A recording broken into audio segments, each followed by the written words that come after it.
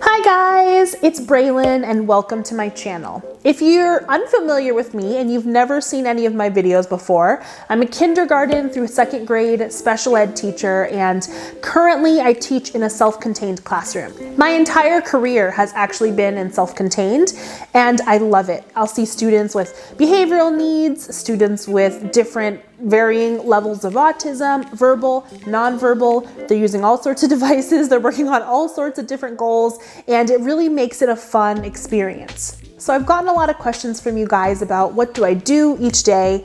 What does my schedule look like? How does it work? What are my methods? And if I really wanted to tell you every fine detail, this video would be 4 hours long. And so I'm going to go quickly through my day, but I'm going to have a link in my description, 2 different links actually. One is going to be like kind of an example of my daily schedule, and the second link is going to be a detailed explanation of each part of the day. I don't want this to be prescriptive. If anything, I want you to watch this, take a look at those free documents, and then start to think about what would work for you. What you're going to notice is that this is highly structured. So you might think I'm a drill sergeant, you might think I'm evil, but really when it comes to children who are, below the age of 8 and they have some significant disabilities, things need to be structured and things need to be taught. I don't know if you guys have seen any of those Vanity Fair videos where celebrities kind of go through their day, but this video is gonna kind of look like that. So let's get started. The first thing that I want to say is that I plan everything. So I plan for a week at a time. I make sure by that Friday I have my lesson plans already ready and copied. I have my master copies, any of the big manipulatives I might need. I make sure that if there are extra additional products that I might need to buy for a different lesson, that I already have them allocated and ready to go. You might think like, why are you doing that? You're absolutely nuts. I know I am. I'm not a type A person. I'm actually more type B, but I have staff in my room. I make sure on Monday morning they have a copy of all the plans. They know when their breaks are going to be. They know what kids they're taking for different groups and different inclusion things. They know what manipulatives they're going to need for their small group time, everything, because chances are I might have a meeting that week and get pulled out. They might, one person might be sick. Who knows? I need to have everything set for Monday, ready to go for the whole week. Also, because a special ed room is really fast paced, and if you're not on top of your game, then you're gonna lag behind and you're gonna have behaviors. The second thing I wanna say is that I run my whole room on timers. Timers, small timers, big timers. This is nothing new. Everybody does this. But I put my timers on slides, so it's a slideshow timer. So when there's a part of the day, I will have that slide up. It's reading time or it's morning work time. And it has a timer embedded so that all I have to do is switch to that slide. We know what we're doing and this timer starts going. And so I stay on track. This is key to staying on track because students are going to inclusion here, they're going to inclusion there, they're going to a service here, and you need to know what time it's happening. It also minimizes behaviors related to transition because they know what's coming next. I also have a massive visual schedule at the front of my room. So we do like a schedule ceremony. Some kids have individual schedules on the wall or on their desks. When we're done with morning work, we all come back to our tables. We talk about it. We take the visual. I show them that it's all done. The people with their own individuals will do like a ceremonial, all done with me, and then we move on to the next picture that's on the schedule. That also then has a new slide, which starts a new timer. I think you're getting it. So, students arrive. That's the first thing. They arrive. At least for me, they come straight into my classroom. And my expectation is that they will hang up their backpack, hang up their coat, get out their folder, and go right to their desk. I practice that. The first day, I guide them through it. We practice it throughout the day. For the next couple months, actually, I'm supporting them and practicing with them this procedure. There are visuals on the wall near where they hang everything up that say things like backpack, then coat, then folder, so that I can reinforce what they're supposed to do. Next, I usually have some sort of morning work on their table for them. I've talked about this before. I have a morning work binder, a morning work sheet. Sometimes it's just little tasks, sometimes it's puzzles. It doesn't really matter. What I want is for it to be an independent task. So if they're independent with this, I want it to be like just below their level. The goal is for them to come in, ease into their day, start getting their brains moving, and feel like acclimated to the classroom. It also gives me and my staff a chance to get our bearings, make sure we have everything set up. We kind of like check in with kids. How you doing? How you feeling? You're tired? How was the bus? Stuff like that. If a student finishes early with morning work or really any activity, they always have options. We practice the procedure of finishing early actually pretty explicitly. From the first day, I'll actually have them finish early before the timer, and then I'll say, okay, look, you finished early, here are your options. My students' options are to read a book, to use a sensory item, to draw with only a pencil on a blank piece of paper, or to sit quietly. Mostly they'll choose a sensory item and they know they need to pass in their work and they need to go walk and get their sensory item. We work on it throughout the year. It should be a silent activity. And I will say, nonverbal kids, non-compliant kids, they can get to that place. You just have to really be patient and work on the procedure and practice it again and again and again, as a whole group, as a small group, individually, all the time. We always have some sort of morning meeting. It usually starts with the date.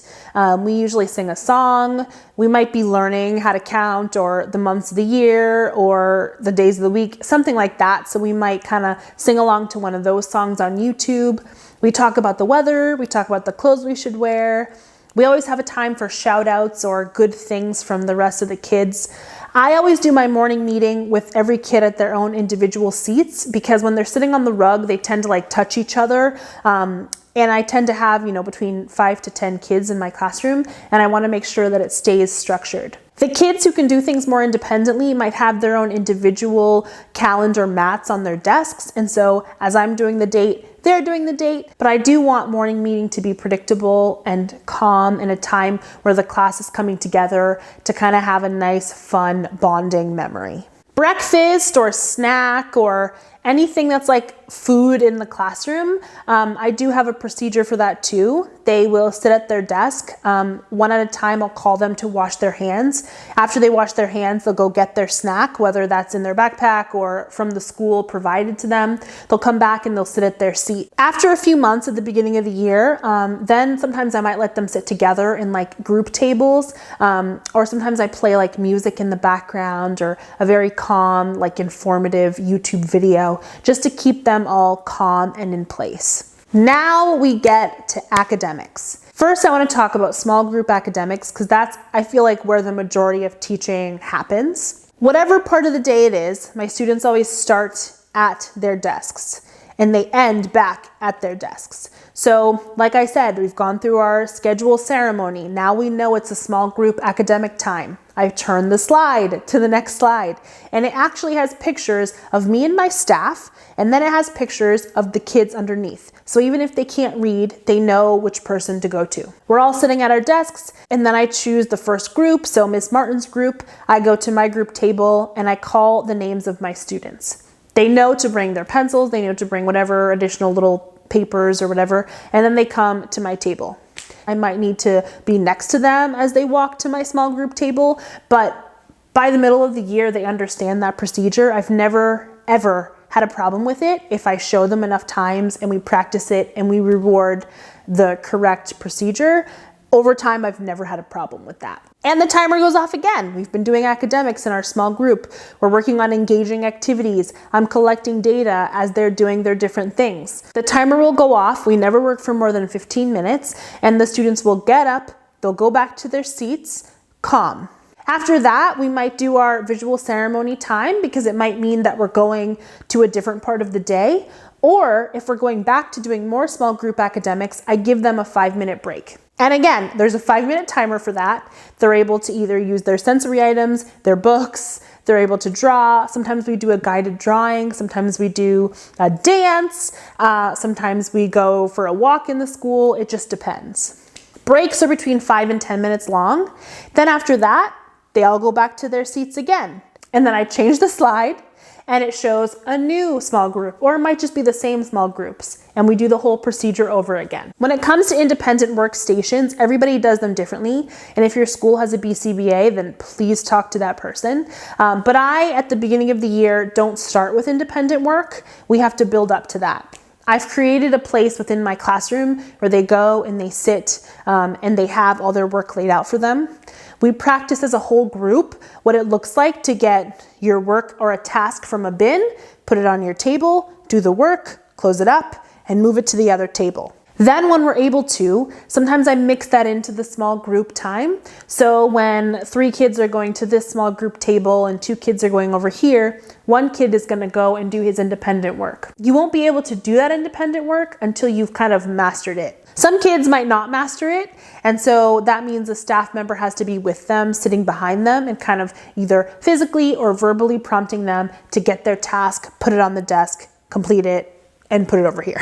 I tend to do science, social studies, life skills, social skills, and just some like fun game times as whole group. For my whole group, I'll either have the kids all at their own individual desks, or they'll be at like a teacher group desk if there are less kids, and we will do an engaging activity there. I love whole group time. It's probably my favorite time because I feel like you get to do a lot of games, you get to listen to what they have to say, kids get to start learning how to work in partners. Sometimes we do science experiments, sometimes we do fun like silly activities outside, anything that starts to get them engaged and get them used to working with peers.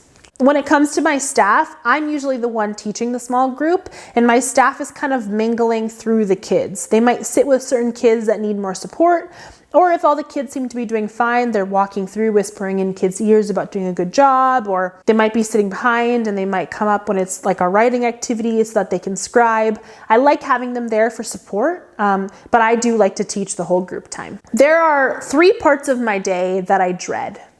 The first one is whenever kids need to go to the bathroom. I make it a family affair. We have a procedure. Every kid lines up. We all go to the bathroom. We take our turn. When we get back to class, we clap for everybody. We might say something positive for the other person. Who knows? Sometimes we'll take kids individually, but I like to take a group at a time because chances are when one kid needs to go, the next needs to go. In years prior, I actually built it into my schedule. We would take like 5 different bathroom breaks throughout the day, and they would count as like one of our breaks type of a thing during the academic times, and that worked really well, but it just depends on the year. The second part of my day that I wish didn't exist was recess. I know we need recess. It's a civil rights issue. I love recess, don't get me wrong, for like the, sports of it all, but it's an unstructured time that I find leads to a lot of behaviors, a lot of meltdowns. It's a preferred activity. Kids never want to leave it. They never want to transition. It is such a train wreck. And living in the Northeast, when it gets cold, you got to put on the boots, you got to put on the snow pants. It is such a pain in the butt. So on the first day of school and throughout the rest of the year, we probably practice 3 times a week what it looks like to line up for recess. And then we watch a lot of social story type of videos. We read social stories about what to do and what not to do at recess. And when we're at recess and things start happening, unless it's like a big, fight, brawl, free-for-all, I will let it go. But later on in the day, if a kid kind of wasn't doing exactly what he should be doing on the playground, we will practice it later. And what that means is me and the child, or me and the rest of the class, will actually go through the whole procedure again together, and we'll practice it. We'll make it like a game. They earn rewards for that, but we need to make sure we understand what we should do at recess and what we shouldn't do at recess. Sometimes I even take pictures of kids doing good things at recess, and I put them up on the board to show the kids what I really, really want to see. Probably my least favorite time of the day is lunch. I don't really like lunch. And for some students, they're not able to go to lunch, so that kind of solves the problem. But lunch is loud, it's unstructured, there are a lot of kids, and there's less staff. It can be a train wreck. What I do for lunch, again, is we practice it. We practice lining up. We go into the lunchroom on off times and we sit there and we practice what it looks like to go up and get the tray and go and sit down. So I've had kids all sitting there. I find like a YouTube clip of like a loud cafeteria, and then I have the kids practice putting on their headphones. I have kids practice raising their hands. If you're not understanding this, everything has to do with practice. When it comes to inclusion time, this is tricky. My biggest thing is I talk to the general ed teachers or the specialists. I make sure that they know kind of like what the kid needs and what the kid doesn't need. Sometimes I even make them a little cheat sheet that has like the accommodations that would be best for the kid.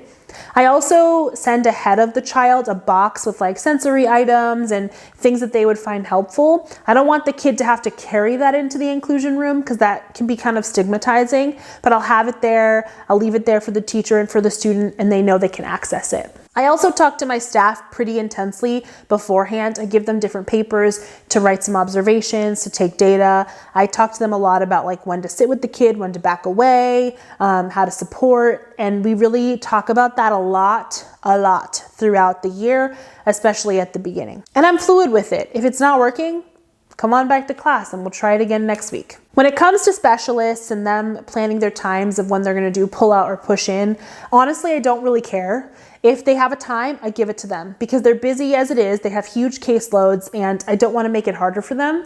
So if they want to come during the read aloud time and it's once a week or 2 times a week for speech, I let that go because I know that really the kid probably needs speech more than my thing. I always have earned incentives, and there have been years that I've done it where the kids work all day and they either have like a sticker chart or they have a token board and they earn it by the end of the day. But for little kids, I feel like they need incentives more often than that. So I actually got to a place where I was giving earned incentive time 3 times a day. And you might be like, whoa, what?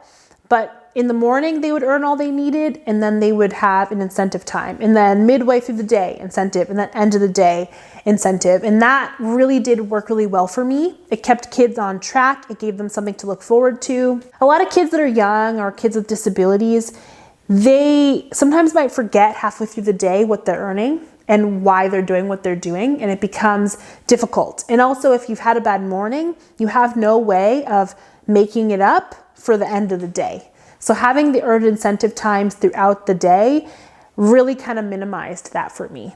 When it comes time for the end of the day, I always do some sort of class job. Every kid has a different class job for the week. Then we have a group class job, which is just to pick up the stuff off the floor. Usually if I need to kind of fill in different times in the day when there's like lag time or extra time, I'll have us practice another one of our rules or procedures, or I have them kind of go through their desks and throw out old pieces of paper, or we take the trash out, we check the recycling, sometimes we go for a walk. I try to fill in those gaps, and most of the time I try to make it educational, a social skills thing, a procedural thing to kind of drill it in their heads of what we should be doing.